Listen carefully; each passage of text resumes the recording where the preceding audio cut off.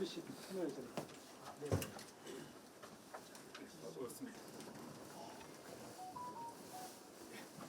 고맙습니다. 고맙습니다. 고맙습니다. 네, 고맙습니다.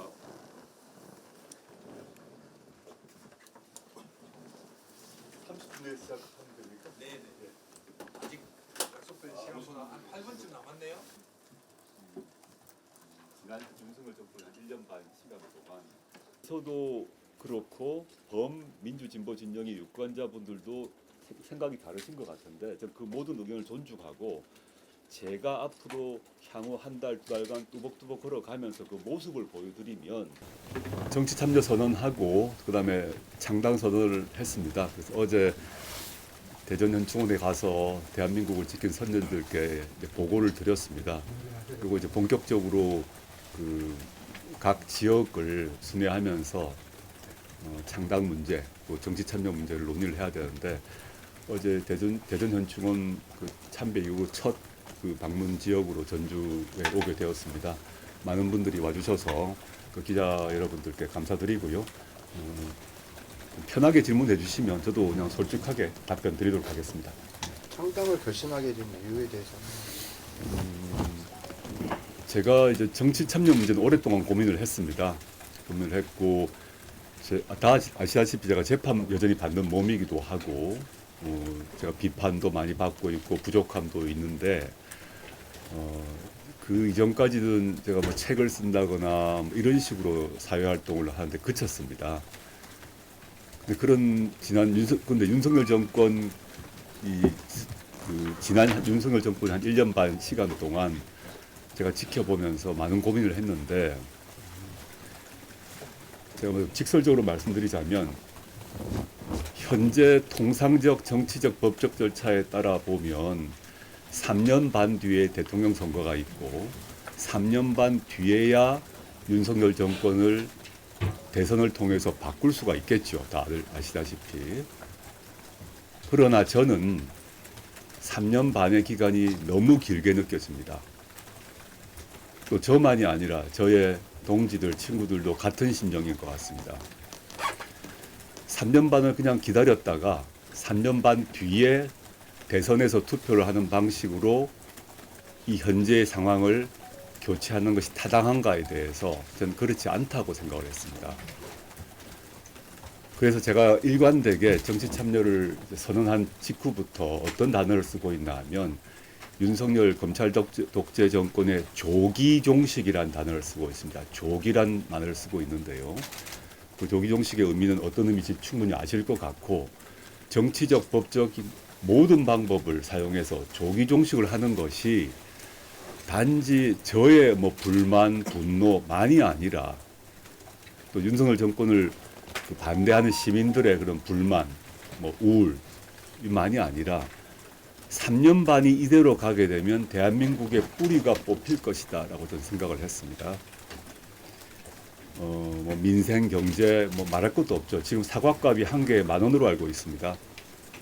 남북 문제 말할 것도 없고 뭐 안보 문제 모든 하나하나에서 이런 식으로 운영이 3년 반 동안 되었을 때 대한민국이 어떤 상태가 될지에 대해서 저는 매우 비판적인 생각을 해서 조기 종식이라는 말을 쓰고 있고 그 조기 종식이라는 것을 이루기 위해서 제가 보다 지금 민주당이 가장 야권에서 가장 대표 정당이고 맏형입니다. 민주당과는 좀 더 다른 방식으로 더 빠르게 더 강하게 움직이는 사람 그리고 사람들 그 정당이 필요하다는 판단을 했습니다. 민주당을 제가 무시해서가 아니라 민주당이 우리 민주진보진영의 대표 정당이고 당연히 존중해야 하는데 민주당보다 더 빠르고 더 강하게 움직이는 사람들이 있어야만 제가 아까 말씀드렸던 조기 종식이 가능하지 않는가 생각을 해서 나왔습니다.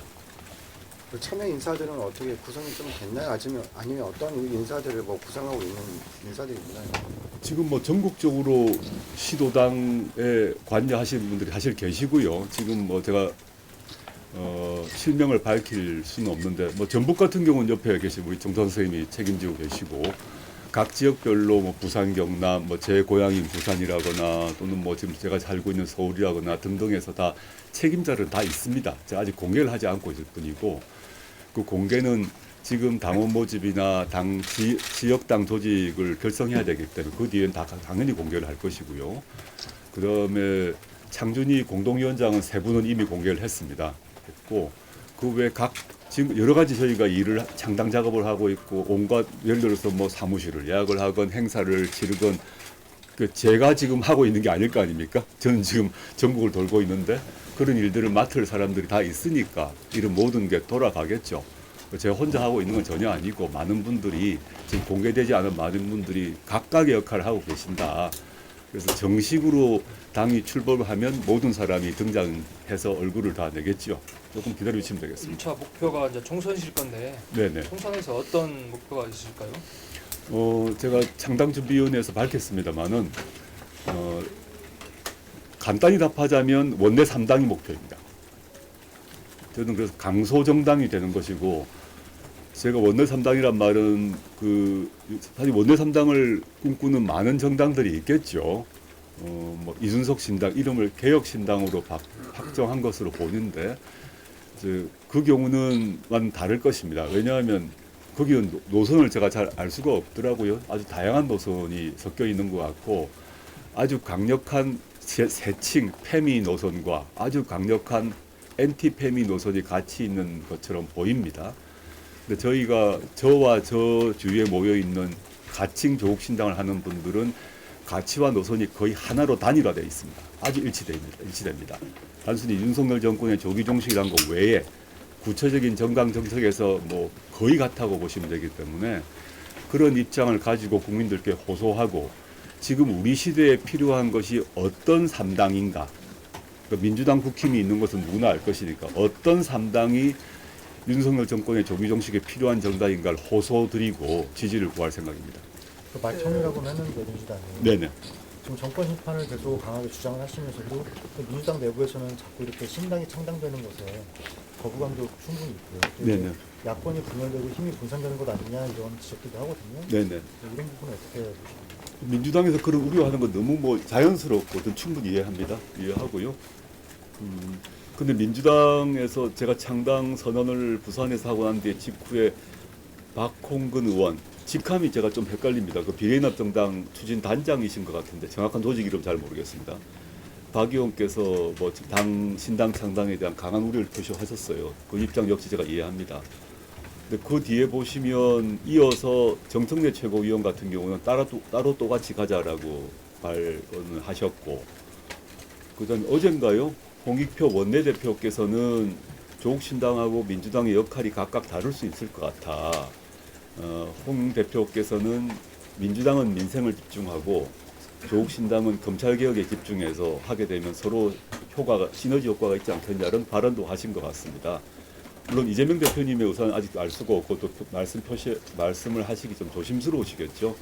근데 민주당 내에서도 의견이 좀 다양한 것 같고, 제가 5.18 모욕 참배했는데 민영배 의원이 또 마중 나오셨더라고요. 현역 의원이시죠. 저는 그 민주당 내에서도 그렇고 범민주진보 진영의 유권자분들도 생각이 다르신 것 같은데 저는 그 모든 의견을 존중하고 제가 앞으로 향후 한 달, 두 달간 뚜벅뚜벅 걸어가면서 그 모습을 보여드리면 그리고 조국신당이 어떤 것을 할지를 결국은 유권자들이, 국민들이 판단하실 것 같습니다.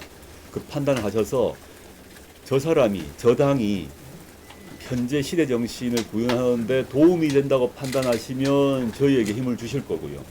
그렇지 않고, 예컨대 제가 여러분 너무 만인 공지의 사실이겠습니다만 제가 윤석열 정권 밑에 들어가거나 거기에 무릎 꿇거나 거기에 아부할 것 같지는 않으실 거 아닙니까? 전 죽었다 끄도 그렇게 못하겠죠. 그 모습들을 시민들이, 유권자들이 보실 것이다. 보시고 지금 우려하셨던 문제와 관련해서 민주당과 조국신당, 가칭 조국신당은 어떻게 관계를 형성하는 게 맞지에 대해서 상층에서 정치인들이 이렇게 하자 저렇게 하자 이렇게 결정나지는 않을 거라고 봅니다. 그래서 저도 민주당의 길을 가시고 저는 저희 길을 가다 보면 국민들이 정리해 줄 거라고 생각하고 국민들의 그 정리에 따라 저도 따르고 민주당도 판단을 하시겠죠. 지금은 정청래 최고 말씀대로 따로 같이 가는 것이 좋다고 생각합니다. 근데 지금 당내에서도 우리 그 조국 전 장관님을 모셨던 분들도 많이 계시잖아요. 예, 지금 그러시죠. 이제 전주 지역만 봐도 이제 황현선 네네네. 그 황 후보 같은 후보. 경우도 조국 그 비서관으로서 굉장히 역할을 하셨다가 네네네. 근데 이번에 이제 조국 신당이 이제 창당을 하는 걸 보면서도 자기 이제 민주당에 일단 잔류하겠다는 의사를 남긴 걸 당연하죠. 보면 당연하죠. 그 민주당 내부에서도 이제 조국 이쪽에 참여할 수 있는 인물들이 어느 정도 또 한계가 있지 않을까? 민주당 후보 경선에 된 분이 민주당 당원이고 민주당의 국회의원 후보가 돼서 경선에 참여한 분이 어떻게 조국 신당에 오겠습니까? 아니, 그 전에 그러니까 저는 그 문제에 대해서 저하고 근데 황현승 후보 같은 경우 제 보좌관이기도 하고 저의 친한 동지이기도 한데 저는 당연히 민주당에서 경선해야 된다고 생각합니다. 그거는 인간의 예의이고 도의죠. 그렇게 저는 생각하지 않고요. 저하고 아주 친한 사람이라 하더라도 민주당의 역할이 있는 사람은 거기서 하셔야 되고 또 그렇지 않은 좀 생각이 달라서 저하고 하신 분들은 저하고 하는 게 맞죠. 그래서 뭐 사람을 빼온다거나 뭐 제 보좌관이기 때문에 일로 와야 된다거나 그렇게 저는 하지 않을 생각이고 황현선 후보 말씀드렸습니다. 저하고는 뭐 아주 오랜 관계 있는 거 아닙니까? 제가 여기 지지하러 북콘서트 같이 하기도 했는데 민주당 경선에서 승리하는 게 그분에게 황현선 후보에게 맞는 길이죠. 저는 그 문제를 이렇게 딱 해서 네 사람 내 사람 해서 나한테 뺏어오고 이렇게 할 생각은 없습니다. 민주당과 연대 가능성도 열어놓으셨다고 말씀하셨어요. 네네. 그렇다면 민주당 인사들하고는 소통이 되신 건가요? 민주당 의원들 중에서 저 사적으로 친구들도 많고요. 뭐 개인적으로 연이 있어서 당연히 소통을 하죠. 그 개인적 소통하고 뭐 만나기도 하고 밥도 먹고 하고 있고 뭐 누군지 밝히기는 곤란합니다만은 근데 그것은 그것이고 민주당은 또 민주당의 길이 있다고 봅니다. 왜냐하면 민주당은 향후 집권을 할 정당 아닙니까? 집권을 하게 되면 당연히 민주당의 진보적 가치 외에도 뭐 진보 보수로 크게 나눈다면 중간층, 중도층도 배려를 해야 됩니다. 그럼 그런 중간층, 중도층의 마음, 그 마음도 배려하면서 이제 행보를 하지 않겠습니까? 이재명 대표도 마찬가지일 것 같고요. 근데 저희의 목표는 중간층, 중도층을 중심으로 두는 정당이 아닌 거죠. 그렇기 때문에 서로 그때 움직임도 달라질 수밖에 없고 발언도 달라질 수밖에 없다 생각을 하고 현재 그렇다면 그런 상황을 전제로 해서 유권자분들이 넓은 의미에서 진보 진영 유권자들이 그럼 어떻게 해야 되지? 이렇게 있을 때 나에게 국민들에게 표가 두 개가 있는 거 아닙니까? 표를 어떻게 써야 되는 것이 이걸 판단을 결국 국민들이 하시는 것이다 생각이 들고 상층 협상이나 뭐 이런 걸 통해서 이렇게 뭐 서로 나눠봅시다. 이 사람 뭐 누구를 일로 오니 뭐 이런 식의 방식은 좀 구태의연한 것 같습니다. 그냥 민주당은 민주당 길을 가고 그리고 집권 정당 향후 최고 가장 유력한 집권 정당으로 그 길을 가고 저는 제가 집권 정당이라는 얘기를 한다는 얘기는 이상하지 않습니까? 아까 말씀드렸듯이 제3정당으로 민주당보다 더 잘 싸우고 더 앞서 싸우고 더 빨리 움직이는 이런 식 모습을 통해서 자연스럽게 그 역할이 구별될 것이다 이런 생각하고 있습니다. 그 제3정당 같은 경우는요. 지금 보니까 좀 캐스팅 보드를 쥐고 가시려고 하시는 것 같은데 이제 그 동안을 쭉 보면 제3정당이나 위성정당을 좋게 말했을 때 캐스팅 보드를 지금 제3정당이라고 하지 그렇지 않은 경우에는 나쁘게 얘기할 경우에는 뭐 이중대라는 소리를 들을 수가 있는데요.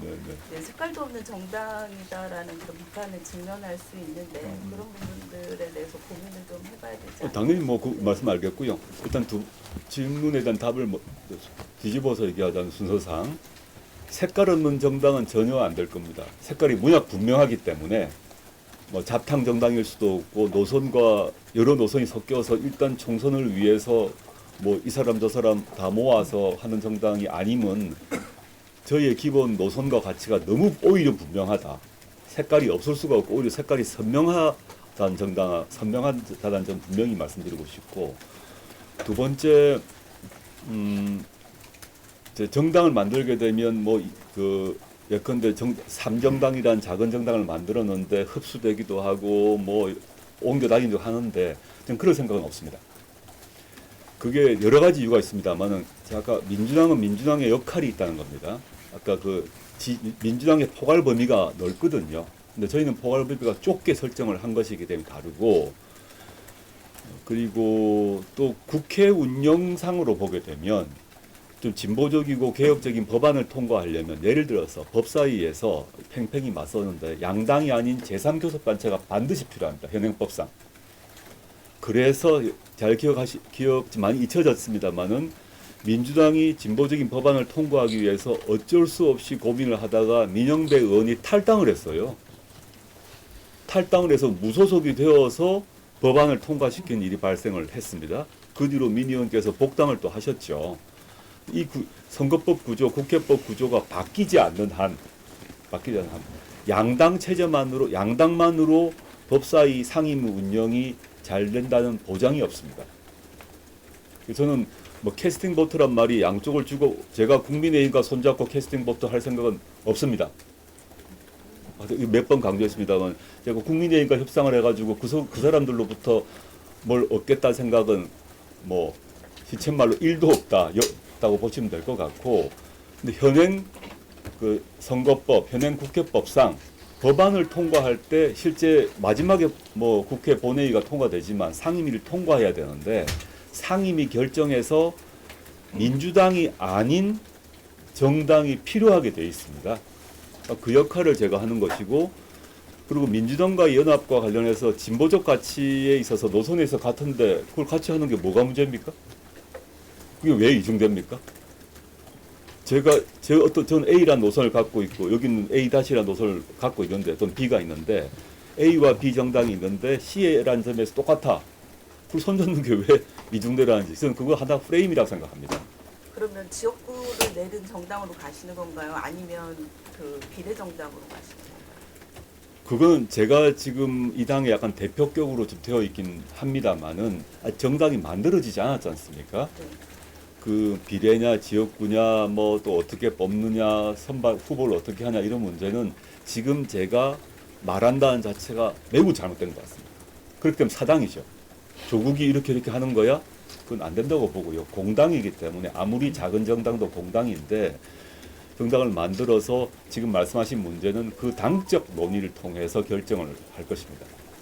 그 전에 지역구에서 1대1 구도 만드시겠다 이렇게 말씀을 하셨어요. 그렇게 하길 희망한다는 거죠. 예, 그렇다면 우선시 보고 있는 지역이 혹시 있으신가요? 만약 하시다면 1대1 구도를 제 그 만드신다면. 말을 보시면 이렇게 제가 말씀드렸습니다. 이제 국민들이 현재 선거 상황에서 저 가칭 조국신당과 민주당과 뭐 이렇게 기본소득당, 뭐 사회민주당 등이 이렇게 있을 때 이 뭐 녹색정의당도 있죠. 등에 봤을 때 이 전체로 해서 지역구는 1대1로 다 만들고 비례는 연합하라 이렇게 결정을 하라 그러면 그런 식으로 가야 될 것이고, 그렇지 않고 다 경쟁하라 그러면 그렇게 가야 될 것인데, 저는 윤석열 정권의 심판과 조기 종식이 목표라고 말씀드렸습니다. 그러려면 이런 넓은 의미에서 범진보 정당이 지역구에서는 여하튼 1대1로 만들어야 될 것 같습니다. 호남 경우는 다를 수 있지만 수도권 같은 경우는 표차가 뭐 몇천 표 차로 승패가 왔다 갔다 하는데 넓은 의미에서 범진보 진보계열 정당이 1대1로 만들어야 수도권에서 윤석열 정권을 심판하고 압도적 승리를 얻을 것 같아요. 그다음 이제 비례에서 연합하는 방안이 있겠죠. 이제 그런 게 원칙론적으로 제가 말씀드렸던 것이고, 그거 관계없이 제가 어떤 지역구를 뭐 선택하느냐, 지역구를 나가느냐 이런 문제는 지금 제가 말씀드릴 수 없다. 그거는 좀 당적 원칙에 어긋난 게 아닌가 싶어서 제가 말씀을 삼가는 것입니다. 지난 총선 때요, 최강욱 의원하고 김우겸 의원이 그 당선이 됐었는데요. 네네. 열린우리당으로 해서 비례정당, 열린민주당.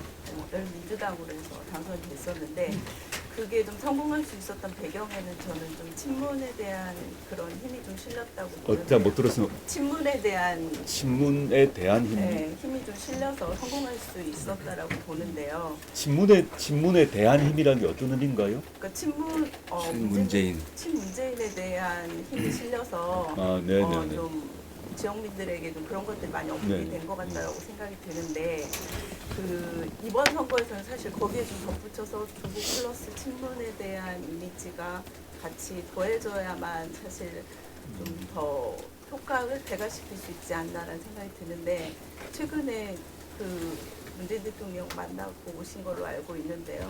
거기에서 혹시 좀 뭐 그런 글쎄요, 저는 뭐 열린민주당의 승리가 친문 정서 때문인지는 잘 모르겠습니다. 그 판단은 예, 그거 그렇게 판단할 수 있는지 잘 모르겠고 4월 총선에서 저나 저희 조국신당이 뭐 친문 정서에 의존해서 간다는 건 좀 어폐가 있는 것 같습니다.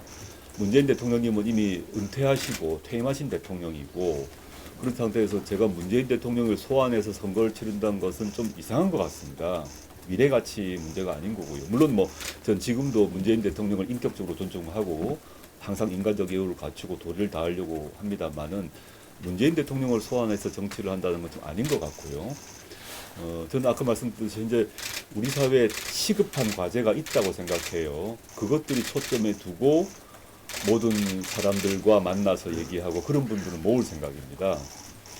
그리고 기자님 말씀하신 거 관련해서 대통령님 양산에 이제 대통령님과 만났던 대화 내용은 만남 직후에 그 대통령님 측 비서관과 저희 비서관이 합의해서 문화 대화 내용을 공개한 것으로 알고 있습니다. 그 내용에 그대로 적혀 있고 신당을 만들어서 참여하는 것이 불가피할 수 있다라는 것이 대통령님 말씀이었고요. 마치고 뭐 대화 뭐 저하고 대통령님하고 인연이 정치하시기 전부터 오랜 인연이 있다 보니까 솔직한 얘기 이런저런 얘기 많이 나누고 서로 안부하고 마치고 식사하자 해서 갔더니 그 진도홍주 아신다 모르 술 드시는 빨간 예예 어디실까 진도홍주라고 독주가 있습니다. 아주 진도홍주를 준비를 해가지고 왜 그런 독주를 준비하셨는지 새빨간 진도홍주를 그냥 마시고 약간 취했습니다. 전주에서 지금 지역 첫 행보를 지금 벌이시는데 네. 단순히 그냥 동지 친한 사람들이 많아서 말고 정치적인 의미로는 무엇일까요? 그 정치적인 의미라는 건 질문의 의미를 잘 모르겠습니다. 예, 예. 저기 첫 술을 전주에서 두시는 이유가 네, 예. 혹시 뭐 어떤 부분들을 좀 부각하기 위해서라든지 뭐 이런 측면들에서 좀 접근하시는 게 일단 단순하게는 뭐 일단 대전현충원에서부터 시작을 했는데 참배를 하고 가장 가까운 데를 가야겠다 생각을 했습니다. 솔직한 말씀 드리고요. 그럼 전주이고 그 다음에 전주에 대전보다 제가 전주에 제가 아는 친구와 동료들이 사실 많이 있습니다.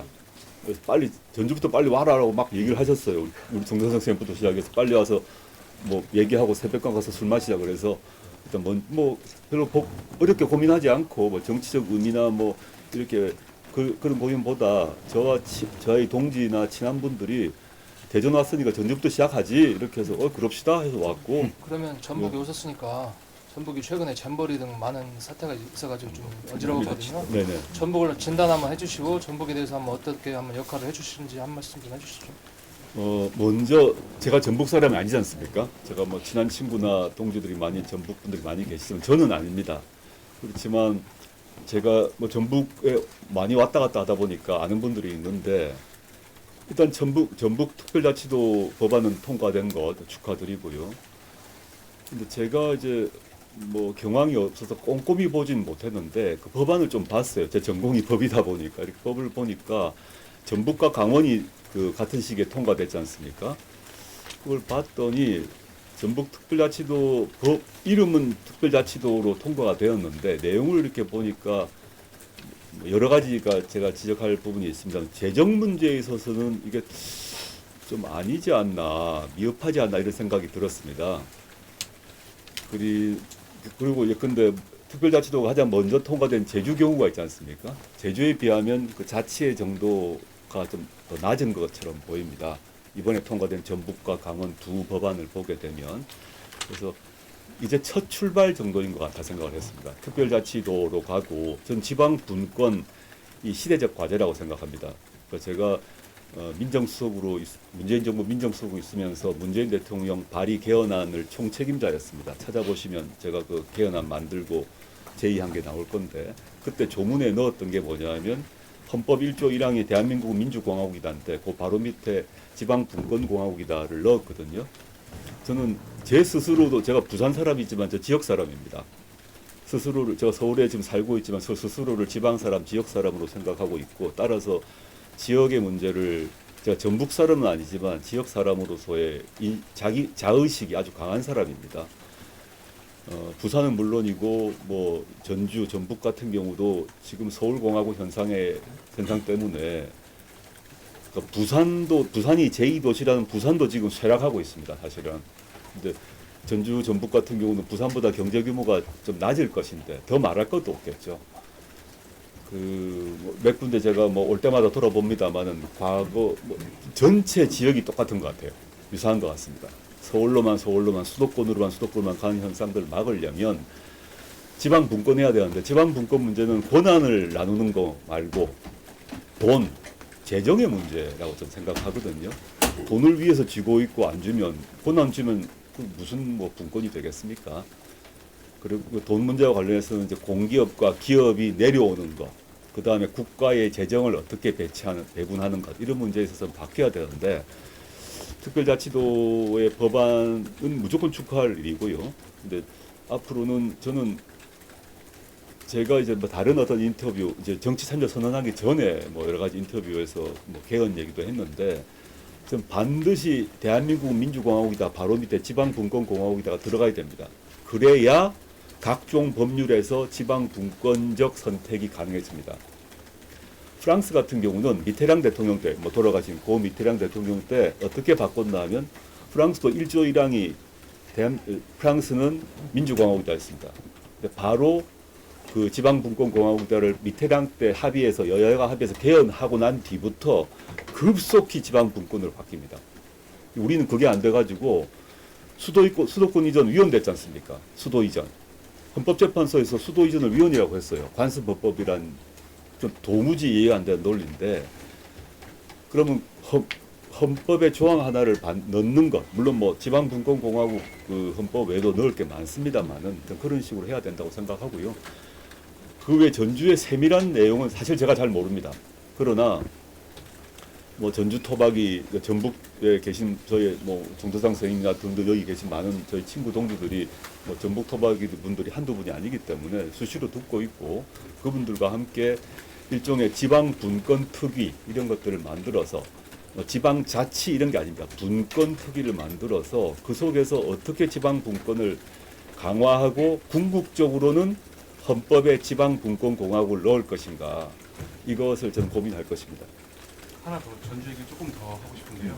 그 지금 이성윤 전 서울중앙지검장 전주분이죠. 예. 전주분이시고, 그다음에 링크가 좀 많이 되고 있거든요. 이분은 자국 신당하고요. 그리고 전주에서도 약간 좀 그분의 행보에 대해서 좀 많이 좀 효과가 있는 부분도 살고 있는데, 실제로 좀 어떤 식으로 좀 진행이 좀 되고 있는지 궁금합니다. 이성윤 검사장님은 제가 장관할 때 바로 밑에 있었던 검찰국장이셨습니다. 검찰 인사를 총괄하는 사람이었고 아주 훌륭한 검사셨어요.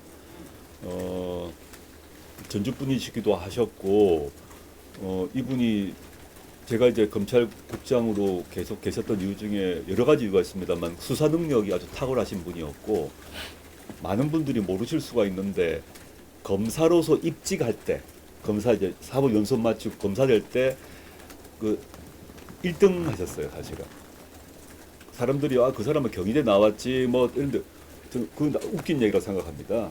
아주 집안이 아주 어려워가지고 장학금 받고 경희대 가셨고, 그 속에서 검사 입직할 때 1등 하셨고, 연선 동기가 윤석열 대통령입니다. 윤 대통령은 윤선실에 그렇게 적어도 이성윤 검사보다는 공부를 안 하셨던 것 같습니다. 아마 다른 일에 바쁘셨던 게 아닌가 싶고요. 이성윤 검사장은 1등 하셨고 아주 정말 탁월한 검사셨죠. 그런데 어떤 일이 발생했는지 말도 안 되는 사건으로, 김학의 사건으로 기소되었다가 1심, 2심 모두 다 무죄 받았지 않습니까? 좀 훌륭한 검사로 생각하고요. 아마 정치 참여를 선언하신 것 같은데, 저는 또 그분이 어떤 선택을 하실지 제가 뭐라고 강요할 수는 없는 것 같습니다. 또 그분의 길이 있으실 것 같고, 제가 예전 직장 상사라고 해서 그분의 뭐 팔을 비틀어서 이럴 수는 없는 거 아닙니까? 그분 독자적 판단이 있으신데, 저하고 당연히 관계가 깊고 오래되고 서로 소통을 하고 있습니다만은 그분의 정치 선택은 정말 인생을 거는 선택일 건데, 뭐 어디서 어느 당에서 어떤 선택을 하실지에 대해서는 제가 왈가왈부하는 것이 일단 예의가 아닌 것 같습니다. 가벼운 질문 문제에 하나 대해서는 드릴게요. 네. 함께하는 문제에 대해서는 예. 혹시 대화를 나눠본 적은 없으세요? 예, 없습니다. 예. 뭐 서로 소통하고 있고 뭐 북콘서트에서 만나기도 했습니다만은 그 정치의 결단은 정말 고독한 결단이실 거고, 부인하고 또 본인 가족끼리 모여서 결단하지 않을까 싶고요. 저는 그건 지켜보고 있고 어디로 가시든 간에 그 이성윤 검사장 같은 경우는 윤석열 정권과 싸우는데 앞장서실 거다라는 생각하고 있습니다. 질문 드리는 게 그리고 조국 전 장관님하고 이제 우리 조민 따님 많이 저격하는 친구가 우리 최유라 예. 정유라? 정유라 예. 뭐 총선 출마한다고 하던데 어떻게 보십니까? 언급할 가치가 없을 것 같습니다. 그래서 좀 짧게나마 뭐저 언급을 좀 해주시면. 언급하지 않겠습니다. 약간 그 위성정당으로 갈지 비례정당으로 갈지 아직 정리는 못하신 것 같은데요. 제 3정당을 만들겠다고 하면 제가 봤을 때는 비례정당으로는 좀 어려울 것 같다는 생각이 드는데요. 저는 뭐 그렇지 않다고 보고요.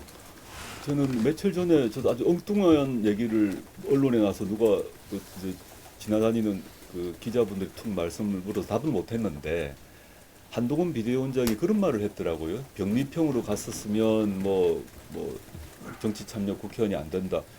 너무 이상한 말이더라고요. 병리평이든 첫째 연동형이든 우리나라 법상 연동형 현행 연동형이든 병리평이든 병리평으로 가도 3% 얻으면 그 출마가 되고 국회의원이 됩니다. 실제 많은 분들이 착각을 하는데 조국 신당이 연동형으로 온 게 연동형으로 해야만 국회를 진출할 수 있다.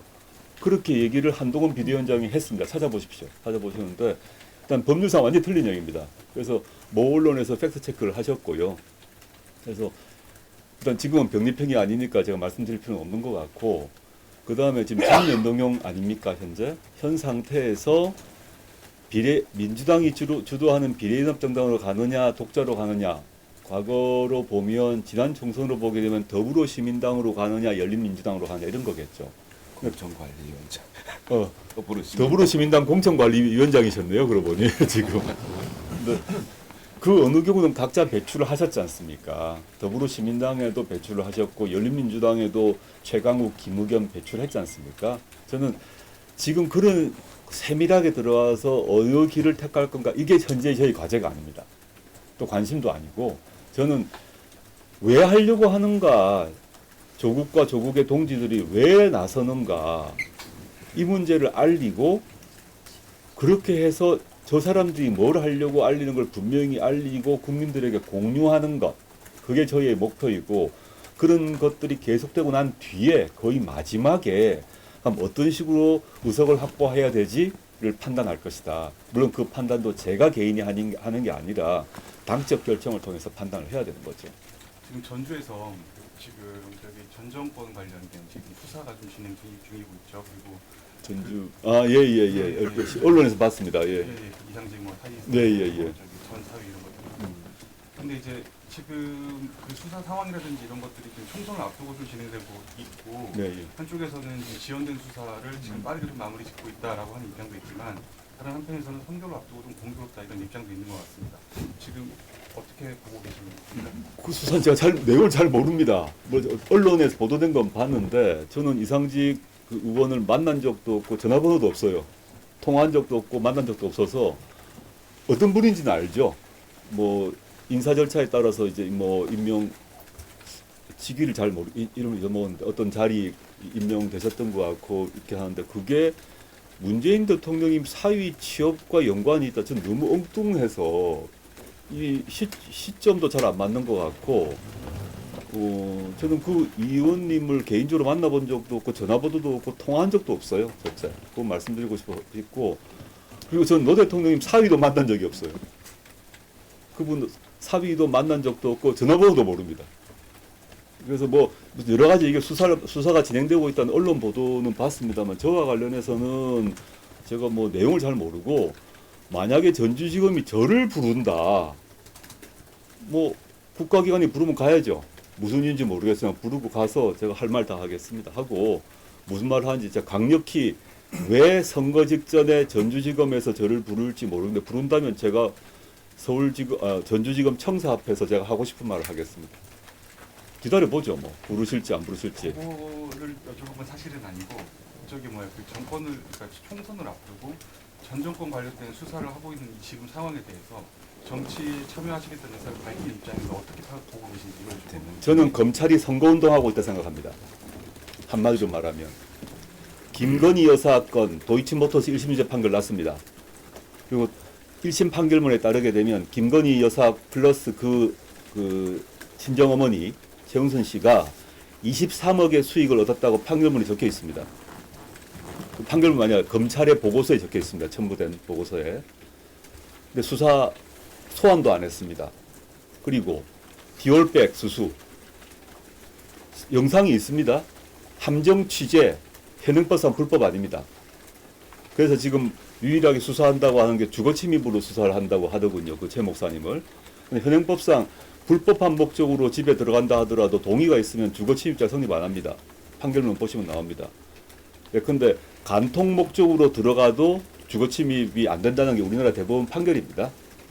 근데 뭐 수사를 해서 그분을 그렇게 진행되는데 김건희 씨의 범죄 혐의가 지금 계속 그 국민적 관심이 되고 있고 그 문제가 현재 집권 여당에게 불리하다 보니까 김혜경 여사를 첫째 선거법 10만 원짜리로 지금 기소했지 않습니까? 법카유용. 법카유용인데 그 중에서 2만 5천 원은 김혜경 여사가 본인 돈을 내셨더라고요. 그러면 이제 7만 5천 원 유용을 했다는 건데 그 카드는 비서가 쓴 것 같습니다. 기소를 했으므로 김혜경 여사가 법정에 서야 됩니다. 이제. 그 다음에 김혜경 여사만이 아니라 문재인 대통령 그 가족을 털고 있는 것 같습니다. 뭐 사위, 또 딸, 딸 경우는 따님 같은 경우 어떤지 잘 모르겠습니다만은 사위를 그러고 있는 것 같고 또 보니까 김정숙 여사 관련해서도 언론 보도가 막 납니다. 이건 정말 검찰이 선거운동을 하고 있다. 김건희 여사를 중전마마로 모시고 김건희 여사가 공격당함을 막기 위해서 전직 대통령의 부인을 언론에 계속 띄우고 현직 야당 대표 이재명 대표의 부인인 김혜경 여사를 기소하고 적어도 옛날에는 진보보수를 떠나서 그런 일은 총선 끝나고 했습니다. 이건 대놓고 한다는 거죠.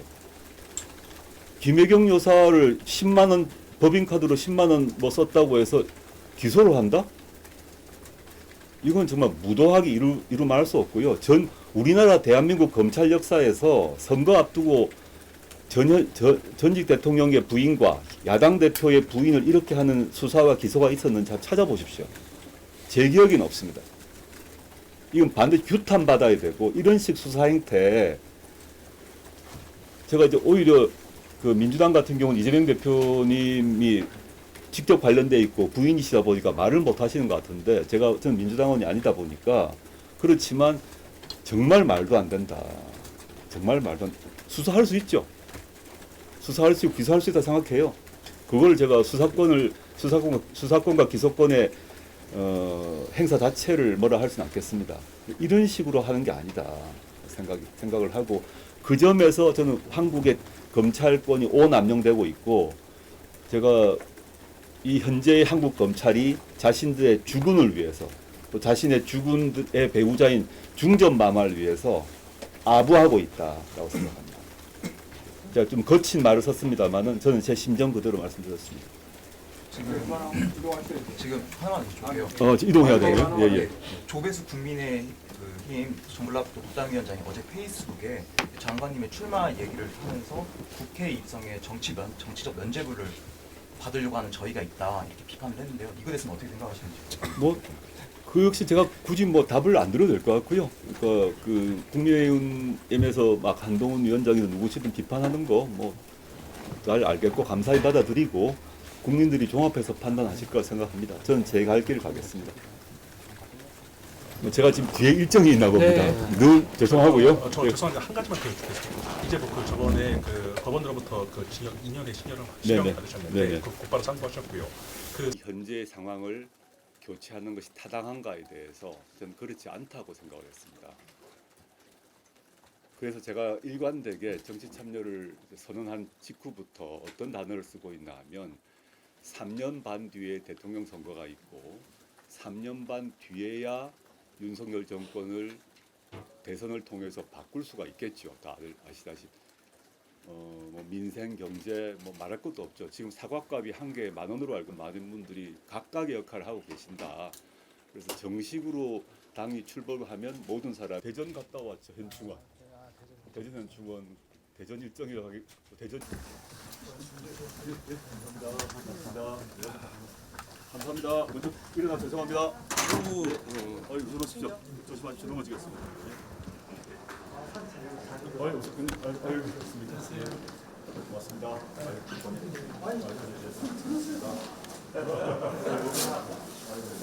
감사합니다. 드리겠습니다.